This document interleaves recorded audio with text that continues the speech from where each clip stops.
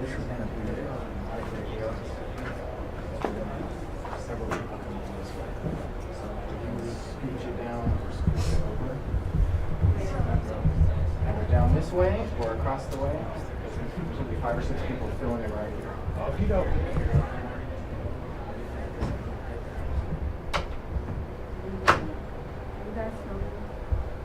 No.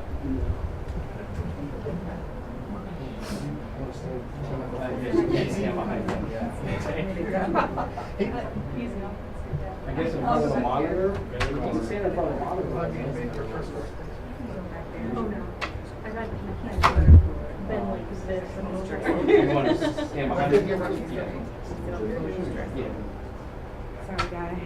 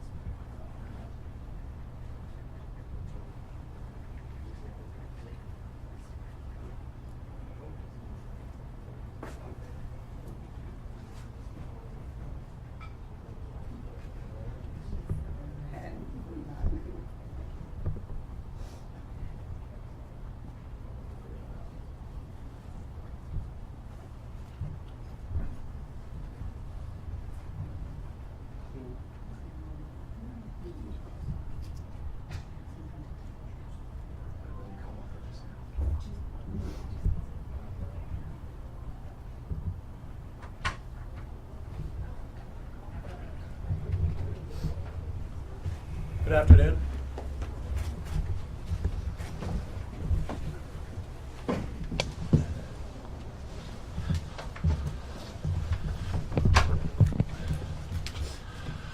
My name is Dan Patrick. I'm the Lieutenant Governor of Texas and acting governor for most of the last week and the coming week as we deal with Hurricane Beryl. The governor is on a pre-planned trip, economic trip for Texas, and we are in touch, and we have been in touch.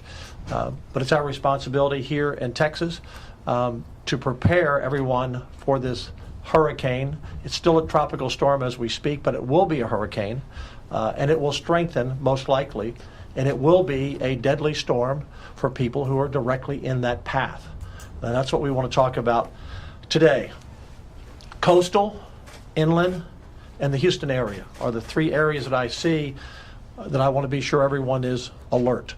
Yesterday, I declared an additional 81 counties in the disaster area, so we are now at 120 counties in the disaster area. You may ask why. One of the reasons as this storm moves, and the good news is that it looks like it will move quickly through the state. If you'll remember Harvey many years ago, that storm hung around for days at a time because it slowed down, dumping rain on rain and rain. This will be a heavy rain event, but the storm will move quickly, at least as the forecast is right now, and that is subject to change. But it will go up through the state. So areas like College Station could see significant rain and flooding. So could Tyler, Texarkana, and other communities. Once again, that's on this track. If this track moves, which it often does in the last 12 hours to 15 hours of a hurricane coming ashore, then all communities inland should be prepared for heavy rain and potential flooding, and that's why you need to listen to your local officials as well in your local forecast for where you live. On the coast, we have thousands upon thousands upon thousands of people who are spending their summer vacation there, holiday weekend on top of that, and there is a concern that because they're not in their daily routine of watching the news or checking their internet or checking their emails, that they may not be aware of this storm. One of the things that kind of trigger our concern a little bit, we've looked at all of the roads leaving the coast and the maps are still green. So we don't see many people leaving. And what you will hear from our chief of our emergency management team, Nim Kidd, in a few moments, is that you don't want to be on the road tomorrow. Tomorrow will be a bad day for weather. This storm is predicted right now by the National Hurricane Center to land somewhere between Corpus Christi and Galveston Island. So if you're at Galveston, you may say, well, it's down in Corpus. If you're at Corpus, you're saying, gee, it's coming right here. This can change, and very often will change, as we've seen from past storms. The National Hurricane Center actually says their average change of where they predict a storm to fall and where it falls can be 50 to 60 miles in the last 12 to 15 hours. So we could see movement on the storm. But right now, if you're between Corpus and Galveston, be prepared. Be prepared as we are trying to prepare here. Look, our number one mission in the state, and Nim Kidd's number one mission, and your local mayors and your local county judges and officials, is to save your life. That's number one. Property can be rebuilt, but lives cannot be. This storm has already left 9 deaths in its path through the Caribbean. We don't want number 10 to be in Texas. And so what can you do to help us help you? Number one, again, if you're moving, today's the day to move away from those areas. If you're concerned where the storm is, at least there's an area, a hurricane warning, and as well as a watch along that coastal area we've discussed. Number two, if you're staying in place, be sure you're prepared. You don't want to have to go out tomorrow to get water or food or put gas in your car. It would be a good thing to do it today. A third, if you do venture out, which we strongly advise against, as we always do not drive through flooded roadways. There will be some serious flooding. Now, this is a narrow storm. It's not a big, broad storm, but where it's going to hit, and if it is a Hurricane 2, it's predicted to be a Hurricane 1, but it could grow to a 2. That gets your wind level up pretty high, plus the gust. You're going to see a lot of problems in those specific areas. But rain is going to be everywhere, and flooding could be everywhere, and a storm surge from Corpus to Galveston Island. So a lot to watch for.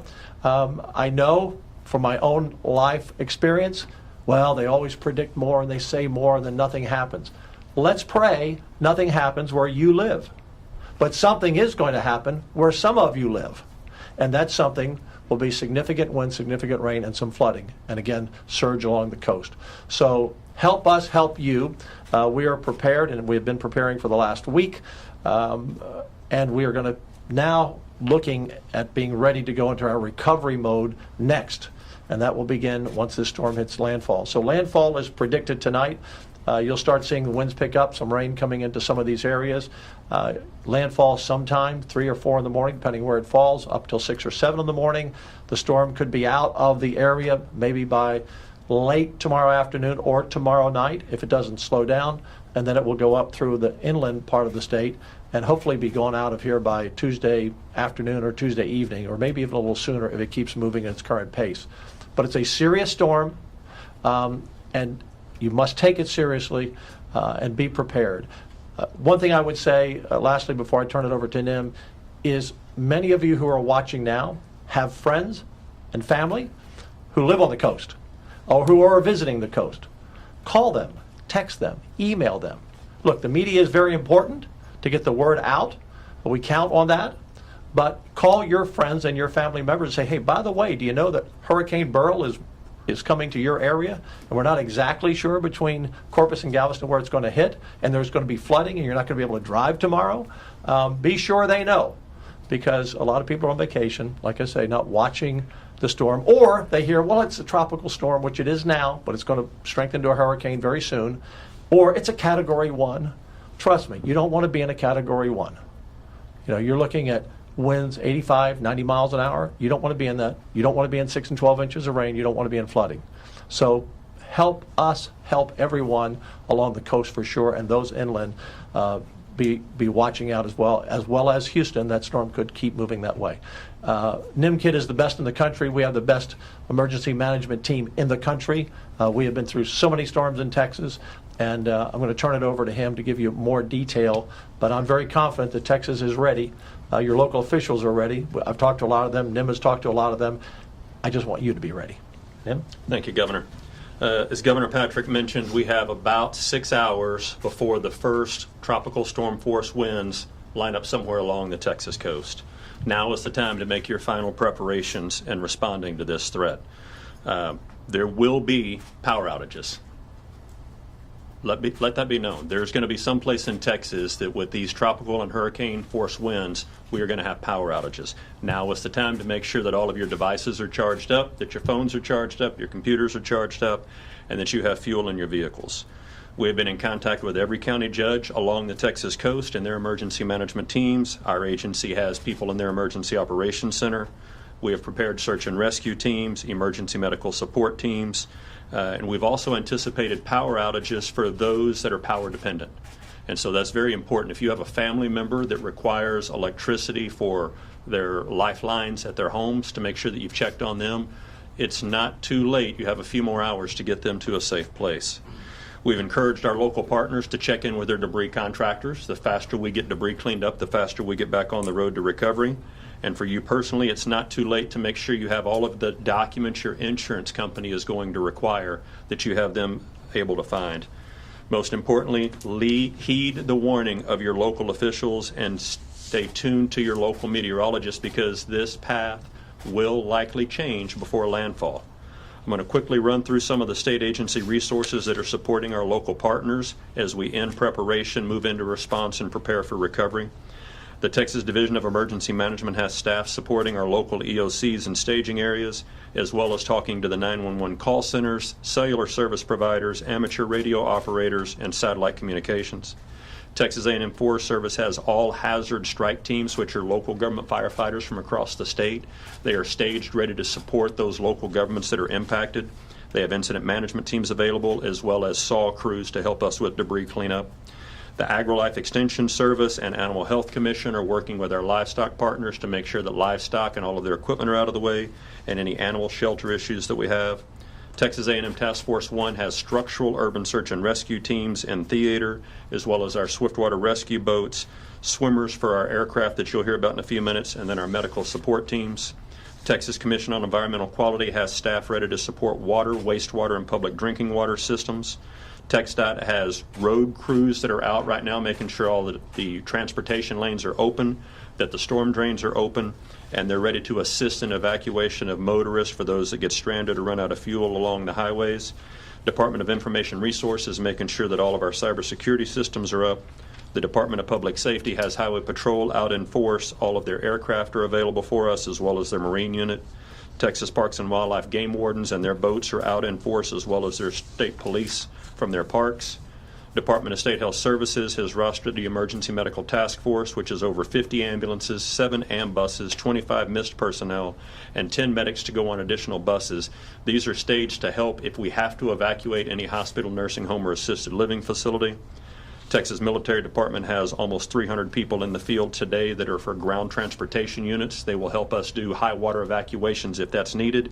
They have their aircraft that we're able to do rescue with, and they are already in position to do point of distribution or pod distributions for those areas that do have power outages or may have water issues. Finally, I want to thank our volunteer organizations active in disaster, the Red Cross, the Salvation Army, and all of those VOAG partners that will come in and help us do cleanup after the fact. Public Utility Commission has been working hard with the electric co-ops in the area, as well as AEP and Centerpoint, to make sure that state agencies and personnel are ready. There will be power outages. We have medical assets that are available. There will be inland flooding. And what we find is this freshwater inland flooding tends to be more of a killer of our citizens than the actual storm surge. So please, please do not drive through water, turn around, don't drown. Thank you, Governor. Thank you, Nim. 2 other things I want to be sure to mention. Rip currents. We're seeing on social media and on the cameras along the coast, there are a lot of people still in the water, and these rip currents are deadly. In fact, there's a warning all the way across the entire Gulf Coast. This storm is going to impact rip currents even in Florida and Alabama and Mississippi and Louisiana. So it's not smart to be in the water today or tomorrow or the day after. Deadly. We've already had a number of people drown before this storm in Texas because of rip currents and around the Gulf Coast. So please, if you're in the water, even knee deep can get you out there. So be very careful. Secondly, on the roads, if you drive up to a road and you see water and you're not sure of how deep it is, but you're saying, well, there's no barrier there. Well, the barriers may have been blown away, or TxDOT couldn't get there because of the storm to put the barriers there. So just don't drive across a road where you don't know the bottom, because your car will just, in a few feet of water, you'll be drifting down the river. So please be careful. Those are, as Nim said, the flooding after the fact. Let me give you this, and we will have rain, by the way, after the storm goes through. And we hope it continues to be a fast-moving storm, 10, 12, 13 miles an hour. But we're going to have tropical rain continuing probably for a number of days in some of the areas for the week. So that can pour on top of the rain we get and still cause flooding inland. Go to TDEM, TDEM, TDEM/Texas, .texas, .gov/Beryl. So TDEM, TDEM, .texas, spell it out, .gov/Beryl, BERYL. Any questions? Hey, Governor, what are you hearing from, what are you asking from federal agencies in the White House? Nim? So FEMA has been here with us in the Emergency Operations Center since before we even let y'all know that we were working on this. Yes. We are in very close contact with our FEMA regional administrator who lives and works in Denton. He and I have been talking several times a day. At this point, remember, Texas, by federal law, needs to have $54 million of uninsured public damage and public loss before the president can grant a major disaster declaration. We don't have those dollars yet. With the size of this storm, man, we're praying we don't get to that point. But if we do, we are tied in very close to our federal partners. And how about just for assets? Assets, equipment, manpower, that sort of. So they have pre-positioned some response assets as well as some food and water and blue tarps for our use if we need them. That will be on top of what we already have available as our own state resources. Any other questions? We're counting on the media to get the word out. We are on watch and have been on watch. The people who work at the emergency management team here, it's 24/7. So we will be with you through the storm. Watch for our updates at tdem.texas.gov/Beryl. And late hand, go ahead, yes, sir. Yeah, I guess my question would be, is there anything that y'all are, y'all have a lot of experience with storms, right? Big, in the Gulf. Yes. Is there anything about this storm, though, that y'all are keeping an eye on or that might be of particular concern? Anything that- I reached out to Nim about 4 in the morning several days ago, and I sent him a text and I said, the thing that concerns me about this storm is what happened back in 2008 when the storm was predicted to go up through Victoria and Sugar Land, and we had a team call. I was in the Senate then with the then governor and lieutenant governor, and we were assured that's where it was going. And people on Bolivar Island at that time felt like they were out of harm's way, and many stayed. And overnight, that storm moved about 40 miles, and we all know that tragedy of Bolivar Island. And many of those people drowned, and some were washed out to sea. So that was the first thing that really came to my mind, because we often see the hurricanes kind of come up, through the Caribbean like a straight shot. But these storms that come up through the Eastern Caribbean and then come over the Yucatan Peninsula and kind of come in the back door, a lot of people aren't watching it as much, and they don't take them as seriously. So we're not suggesting that this is going to be an Ike or a Harvey that stayed over land a lot. But these storms, and Cat 1s are serious storms. If you're in the way of Cat 1, that's bad news. And again, many people watching right now will not be affected or likely affected in the coast and inland. But I assure you, some watching are going to have significant wind, 85 to 100 miles an hour or more, and higher gust. And that's property damage, that's trees down, that's flooding, and that's lots of rain. And so that's going to come. So we just want to be sure that every Texan is safe, and that's our number one job, save lives. And Governor, if I may, most Texans have seen a 4-day holiday weekend, not Yeah. the folks in the room behind me. And I think that's one of my concerns is the timing of this. With everybody being on vacation, kids are out of school right now, it's a great time. But I need to make sure that I get your help in getting the message out to those that are still in harm's way that may not realize it yet. We're at a place right now that we have no deaths in Texas related to this storm. I'd sure like to keep it that way. One way is that we get this turnaround, don't drown message out. Yes. Another way is if you lose power, carbon monoxide poisoning and carbon monoxide killings are very dangerous. It's a colorless, odorless gas, and too many people will start a generator inside their garage or inside their house to power their appliances. So anything that you can do to help us get that message out, those are preventable deaths. We'd appreciate your support. Thank you, and we will keep you updated. Thank you all very much. Thanks, everyone. Thank you.